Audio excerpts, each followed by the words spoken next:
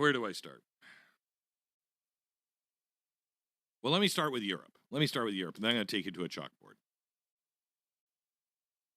Europe is going to fall, period.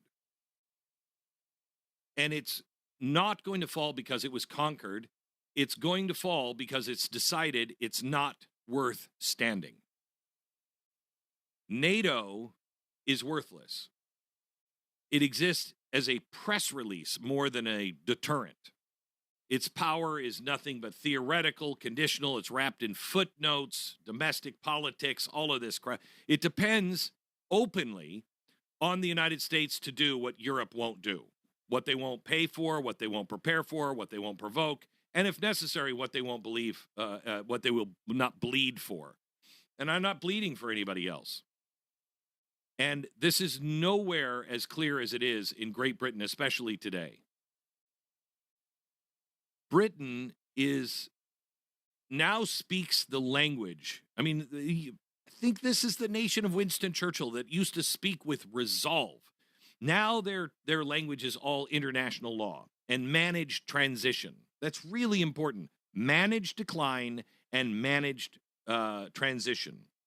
And they're giving up strategic ground here, not because they have to, but because they don't believe it should carry the moral weight of power anymore. Let me tell you about Diego Garcia. Diego Garcia is one of the most strategic bases in the world. Diego Garcia is equidistant. It's in the middle of the ocean, equidistant from the Middle East, East Africa, India, Pakistan, Southeast Asia, and Western China.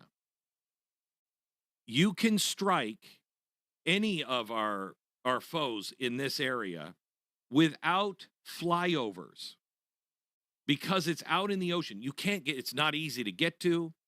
We have everything staged there in case there's a problem with Taiwan, in case there's a trouble with, Japan or South Korea or in the Persian Gulf. This is where our aircraft carriers are stored. This is where our nuclear submarines sit. I mean, it is a deep water port. And it's strategic. You can strike anything at any time from this location. And it doesn't have a host nation. There is no government. It's just this little spot of land that we made into an Air Force base and a naval base. And so there's no protests. There's nothing. Okay? It's just pure position of power. Airbase, deep water port. It's pre-positioned for wars. It's listening station. It has our nukes. It watches for nuke launches from China, North Korea, Iran. It is also, when we had the space shuttle, when it would take off, they would always say they're now past turning around. They can't land at any place else. They have to go to Diego Garcia because it's on the other side of the planet, and that's where sometimes our space shuttles would re-entry. So it is important for space as well. Most importantly, it is the strategic point for all of international shipping. The reason why we have such stable international shipping to and from China and the Far East is because of this. It is also the reason why we have protected oil from the Straits of Hormuz, because of Diego Garcia. Last year, when the prime minister was here in Washington, D.C. with our president, he said, by the way, the international courts, they're very upset. They say that we're colonialists, and we don't want to be a colonialist country anymore, so we're going to have to give up Diego Garcia. But we expect you're not going to do it. Oh, thank you. Okay. It's just better for us if we're not part of that anymore. Okay, so Trump said, I can see your point, I guess. We'll take care of that. And so we did. Well, now that Greenland, everybody's like, why do you want Greenland? You're just an aggressor. No, now he brought this up and said, this is why we want Greenland. Okay? Because what you don't want an alliance, you want dependency with a smile. We are not doing all of this for you so you can sit back and go, oh, well, we're not an aggressor. We're not a colonialist country. Because we get that crap too. We just fight it. But they gave in to the international court. Okay.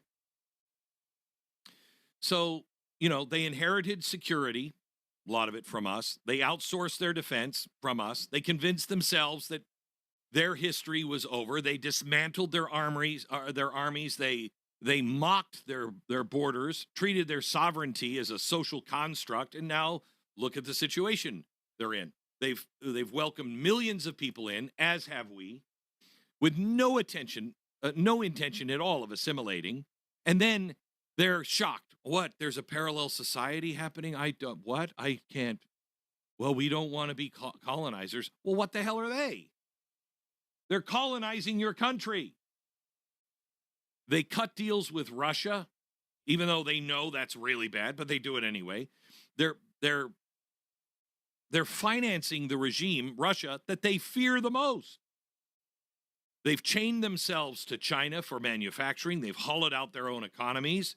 And they've lectured the United States for being too strong. Oh, okay.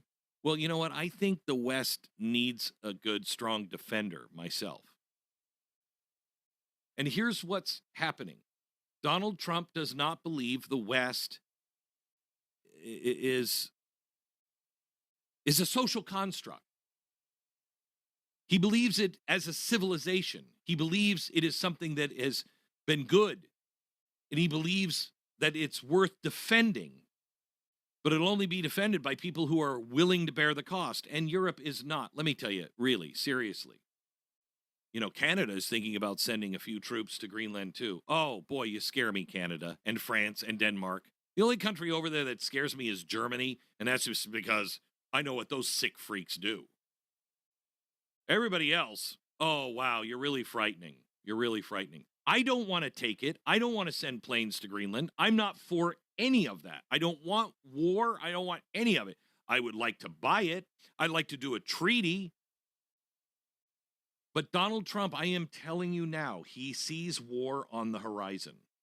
And not a war that he is causing, a war because all of these countries are collapsing. I've been talking about this for almost 20 years. The last stage is war because that's how you change governments, currency, and borders. So what America should be asking itself right now is whether or not NATO is going to survive. Is NATO going to be survive? Is it going to survive? Is Europe going to survive? Are they doing the things to make themselves stronger? Or are they just a bunch of nations that just give speeches and resolutions? Because the world will once again measure things the way it used to measure things. Who showed up? Who paid? Who acted? Who bled? Who died? And who hesitated? Right now, Great Britain and much of Europe are signaling something I think very unmistakable. They expect the United States to stand alone again while they preserve comfort, avoid confrontation, and hope history grants them one more exemption. But it's not going to. It's not going to. History doesn't grant exemptions. It doesn't. It only tests resolve.